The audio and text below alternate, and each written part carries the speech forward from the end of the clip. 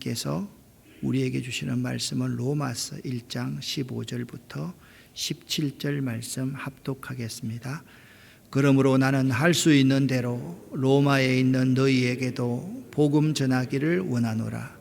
내가 복음을 부끄러워하지 아니하노니 이 복음은 모든 믿는 자에게 구원을 주시는 하나님의 능력이 됨이라. 먼저는 유대인에게요 그리고 헬라인에게로다.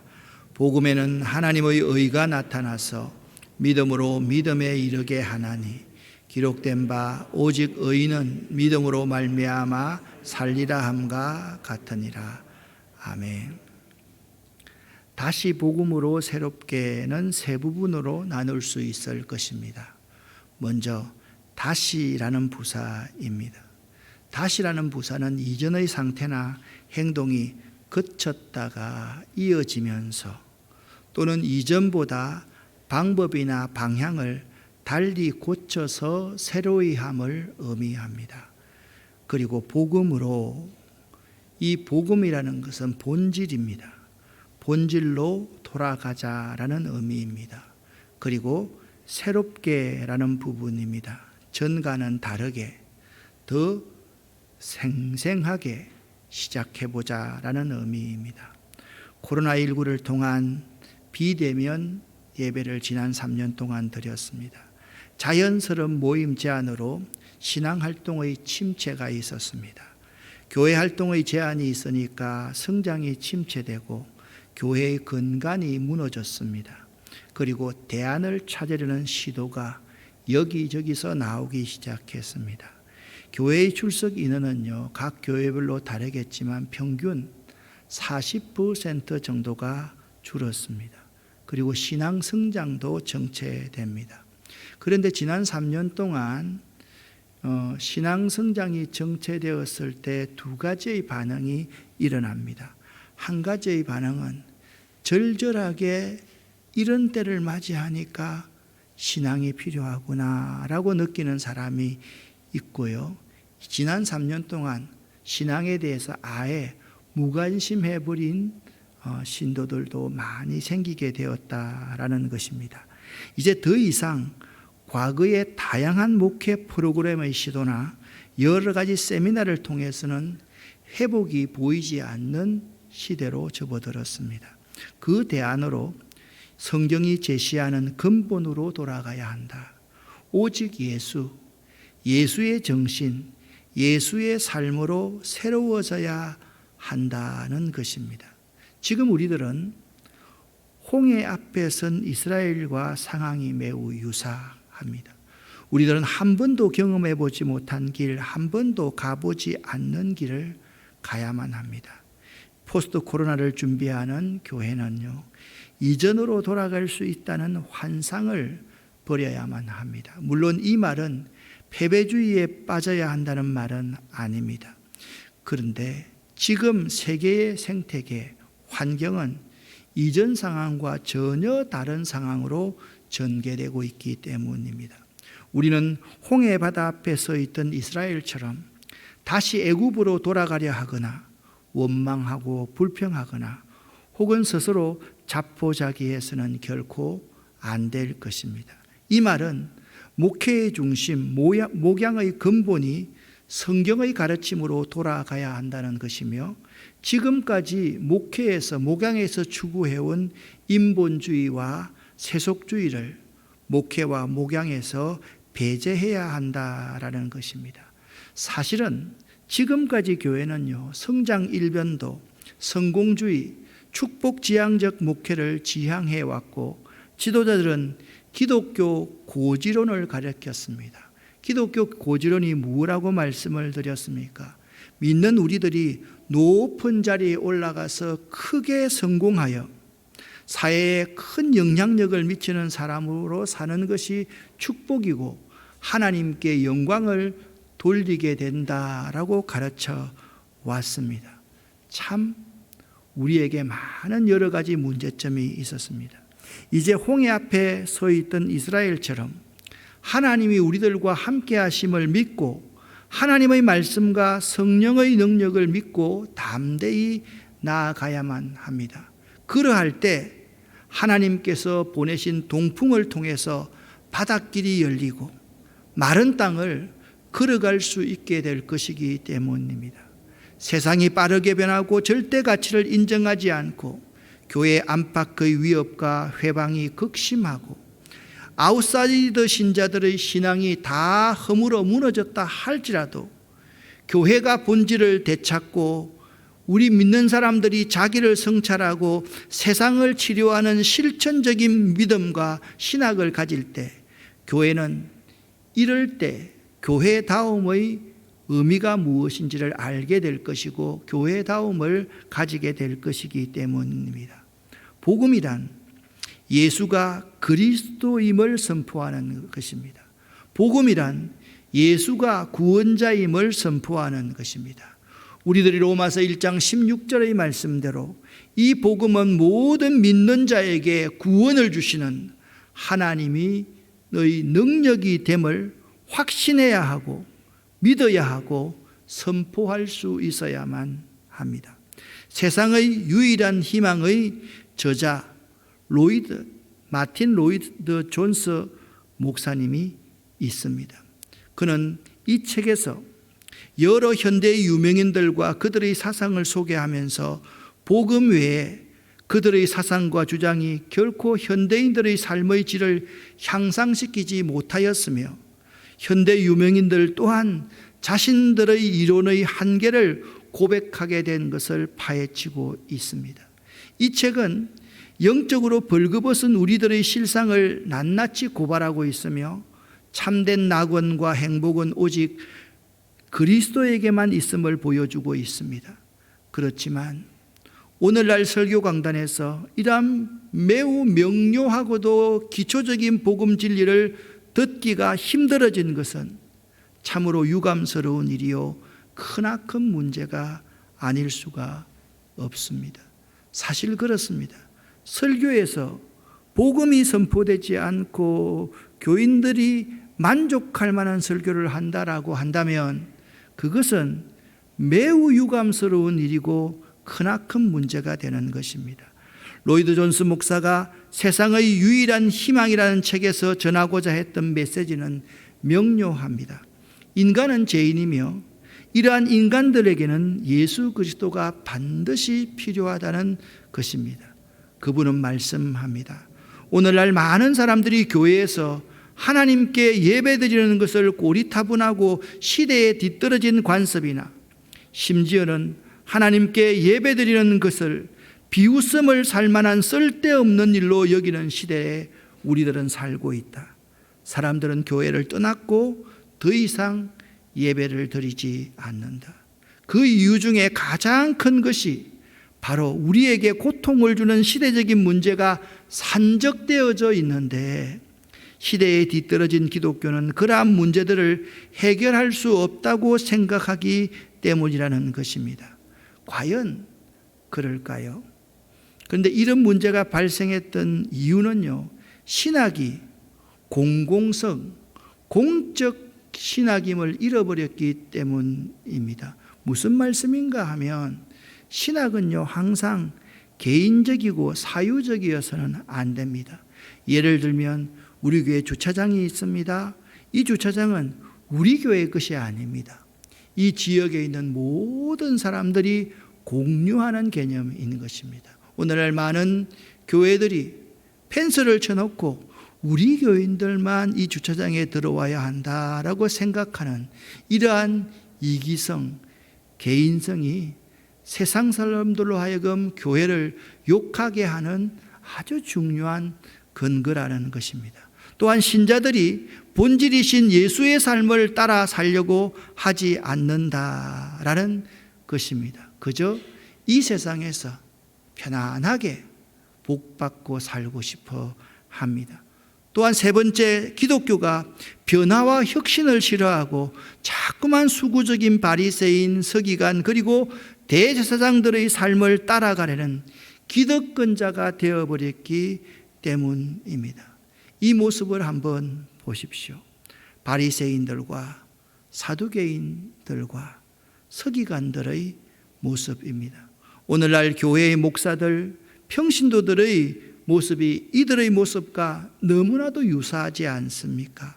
안 그렇습니까?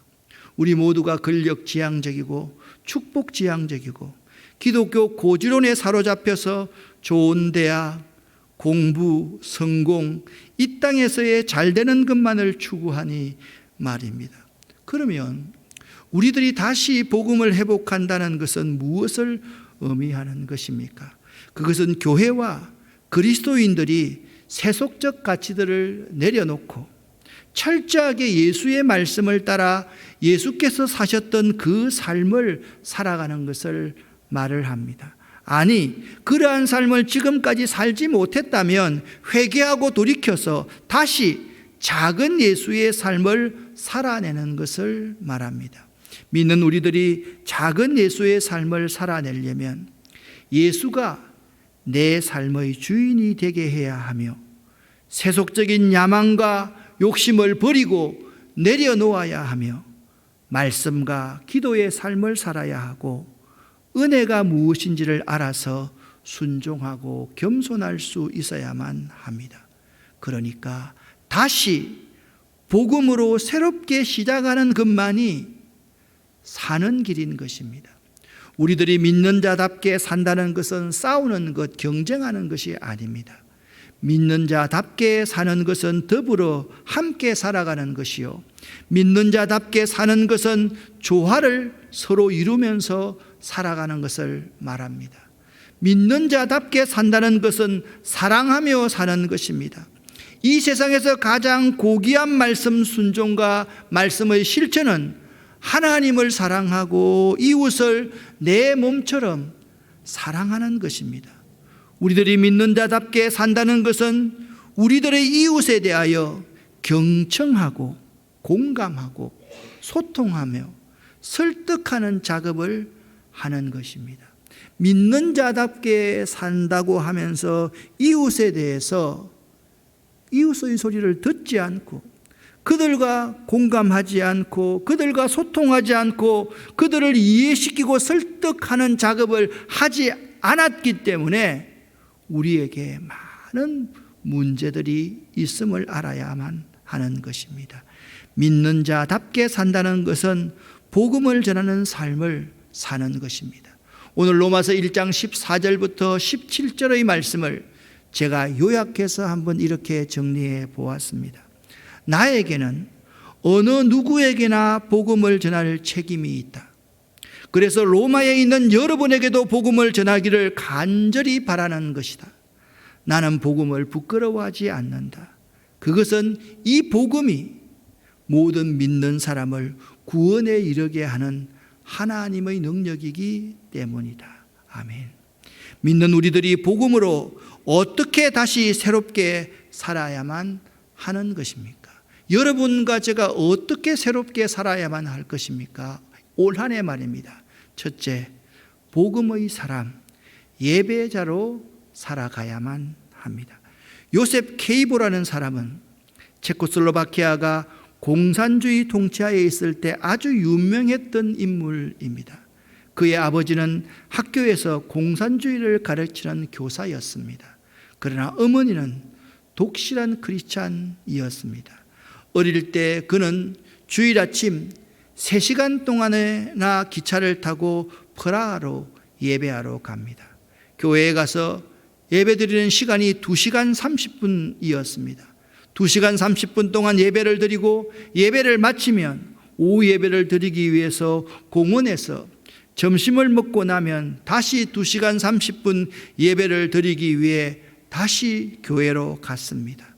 그리고 3시간이 걸려서 다시 집으로 돌아왔습니다. 이렇게 많은 시간과 힘을 쏟아야 예배를 드릴 수 있었습니다. 그에게 일주일에 예배 한 번 드리는 것이 이렇게 소중한 일이었습니다.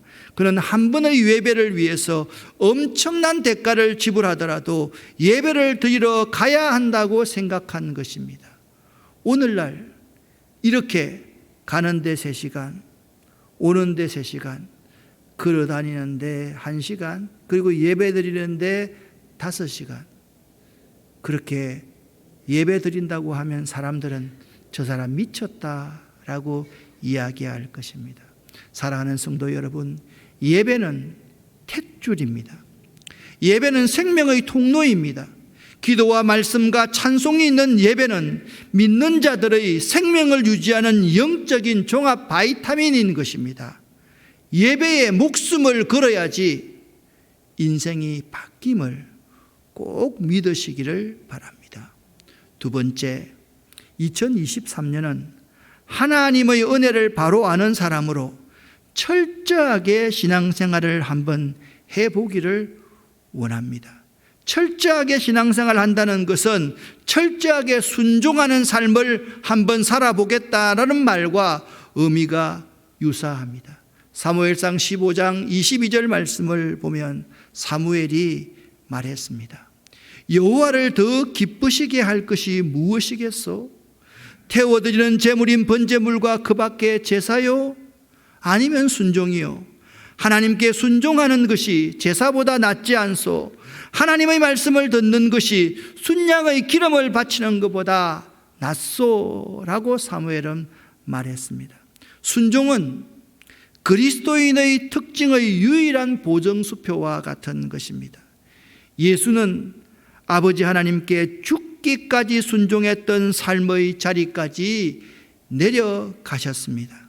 순종하는 사람이 아름다운 사람이요, 순종하는 사람이 하나님이 기뻐하시는 사람입니다. 여기 하나님의 명에 순종한 사람이 있습니다. 슈바이처 박사입니다. 슈바이처 박사는 유명한 오르간 연주자, 철학자, 과학자, 의사, 유명한 설교자요 목사였습니다. 그러나 그의 생애는 찬란한 조명 아래서가 아니라 어둡고 미개한 아프리카에서 끝을 맺게 됩니다. 그가 아프리카로 갈 때 주위에 많은 사람들이 그를 말렸습니다. 만일 그가 하나님의 부르심에 순종하지 않았다면 그는 그저 평범한 한 시대의 지식인으로서의 인생을 마쳤을 것입니다. 하나님의 부르심에 순종한 사람 슈바이처 박사에 대한 일화가 있습니다.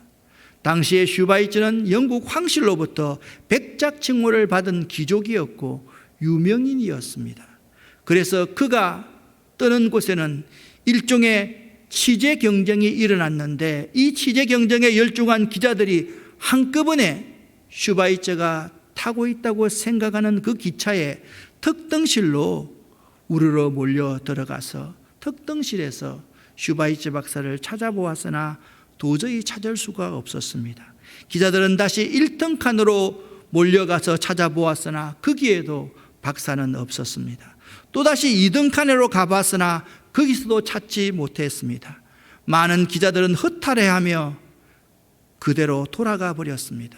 그런데 영국 기자 한 사람만이 혹시나 하고 3등 칸에 기웃거리다가 뜻밖의 거기서 슈바이처를 찾아냈습니다. 그는 가난해지던 사람들이 딱딱한 나무 의자에 꽉 끼어 앉아있는 퀴퀴한 악취가 풍기는 그러한 3등 칸 한 구석에 쭈그리고 앉아서 그들을 진료하고 있었습니다. 놀란 기자가 그에게 특등실로 자리를 옮기기를 권했으나 슈바이처는 들은 척도 하지 않았습니다. 선생님, 어떻게 3등 칸에 타셨습니까? 예, 이 기차는 4등 칸이 없어서요. 아니, 그게 아니고요. 선생님께서 어쩌자고 불편한 곳에서 고생하며 가십니까? 슈바이처는 잠시 후에 이마에 땀을 닦으며 이렇게 말을 합니다. 저는 편안한 곳을 찾아다니는 게 아니라 저의 도움이 필요한 곳을 찾아다닙니다. 특등실의 사람들은 저를 필요로 하지 않습니다. 하나님의 부르심에 순종하는 사람의 모습은 이런 삶을 자신의 사명으로 여기는 사람인 것입니다. 두 번째, 올 한 해, 세 번째, 여러분과 제가 올 한 해 바쁨을 핑계하지 말고 욕심과 욕망에 이끌려 살지 말고 내 삶의 우선순위를 하나님께만 두고 한번 살아가 보십시다. 근데 모든 것이 하나님의 것임을 고백하는 것은 헌금 생활을 통해서 잘 드러납니다. 2023년은 철저하게 한번 헌금 생활에 성공하며 살아보지 않겠습니까? 말라기 3장 10절 말씀에 이렇게 말씀하고 있습니다. 이렇게 바치는 일로 나를 시험하여 내가 하늘 문을 열고서 너희가 쌓을 곳이 없도록 붙지 아니하나 보아라. 나 만군의 여호와의 말이다. 이렇게 바치는 일로 나를 시험하여 내가 하늘 문을 열고서 너희가 쌓을 것이 없도록 붙지 아니하나 한번 보아라. 그 말씀에 한번 주의해 보시기를 바랍니다. 이 고백은 진이 온유맘이 록펠러의 11조의 비밀을 안 최고의 부자라는 책을 읽고서 느낀 느낌을 표현해 놓은 것입니다. 나는 어려서부터 11조를 해서 버릇이 되어서 크게 어렵거나 내기 싫다거나 하는 생각이 별로 들진 않지만 가끔씩 아주 가벼운 생각으로 이 돈이면 하는 생각을 한다. 하지만 그 돈은 내 돈이 아닌 하나님의 돈이다. 11조뿐만 아니라 나에게 주신 모든 돈이 하나님의 돈이라는 것이다. 항상 그걸 인정하면서 살아야만 한다. 진이 온유맘입니다. 학자들은 록펠러 가정 만들기라는 슬로건을 걸고 록펠러처럼 한번 자녀와 함께 살아보자라는 운동을 합니다. 록펠러는요, 이런 삶의 가치관을 가지고 살았습니다. 11조는 하나님의 것이므로 먼저 구별한 후 나머지를 사용합니다. 교회에 가면 맨 앞자리에 가서 예배를 드립니다. 교회 일에 순종하고 목사님의 마음을 아프시게 하지 않습니다. 어떤 사람이 록펠러에게 11조를 왜 하는지를 물었습니다. 제가 어렸을 적에 처음으로 일을 해서 번 돈이 1달러 50센트였습니다. 저는 일주일 동안 일하고 받은 돈으로 집으로 가져가서 어머니께 드렸던 기억이 납니다. 제 기억으로는 어머니에게 돈을 드리면서 저는 매우 자랑스러워했습니다. 어머니는 그 돈을 앞치마로 감싸면서 제 눈을 물끄러미 바라보셨지요. 그러면서 제게 이렇게 말씀하셨습니다. 얘야, 네가 주님에게 11조, 그러니까 15센트를 드린다면 아주 자랑스러울 게다. 그는 말했습니다. 저는 난생 처음으로 번 돈의 11조를 하나님께 드렸고 그 후에 지금까지 빠짐없이 11조를 드렸습니다. 그리고는 이런 말을 잊지 않았습니다. 그 1달러 50센트의 11조를 드리지 않았더라면 제가 처음으로 100만 달러를 벌었을 때 11조를 드릴 수 있었다고 생각하지는 않습니다. 11조의 사람 록펠러는 록펠러 의학연구소와 록펠러 재단을 비롯해서 시카고 대학 등 24개의 종합대학과 12개의 단과대학 그리고 4,928개의 교회를 건축하여서 사회에 환원하였습니다. 그 중에 시카고 대학 하나만을 한번 생각해 보십시다. 시카고 대학은 설립 이래 100년 동안 52명의 노벨상 수상자를 냈으며 현직 교수 중에 노벨상 수상자가 29명이나 된다. 이것만 봐도 미국 사회에서 차지하는 시카고 대학의 영향력을 짐작할 수가 있습니다. 철저하게 하나님을 최고의 우선순위로 두고 살아갔으면 한다. 네 번째, 하나님의 말씀에 소홀하지 않고 성실하게 2023년은 한번 살아보자. 하나님의 말씀에 소홀하는 것만큼 어리석은 자는 없습니다. 하나님의 말씀은 모든 것의 근본입니다. 근본에 충실한 사람들은 잘되고 형통하며 어떤 고난과 위기가 닥쳐도 반드시 이깁니다. 그러니까 하나님의 말씀의 근본, 기초, 이것을 잘 세우고 살아가야만 하는 것입니다. 오스트리아의 유명한 작곡가 하이든에게 언젠가 이런 질문이 왔습니다. 당신의 교회 음악이 어쩌면 그렇게 감동적일 수가 있습니까? 라고 질문을 받은 적이 있습니다. 그때 그는 이렇게 대답하였다고 합니다. 나는 하나님의 말씀을 깊이 묵상할 때면 풍성한 기쁨으로 인해 곡조들이 춤을 추듯 떠오르며, 그러면 나는 펜을 움직여 용서받은 기쁨과 감사하는 영혼으로 주님을 찬양하고 경배하는 음악을 작곡합니다 라고 고백을 했습니다.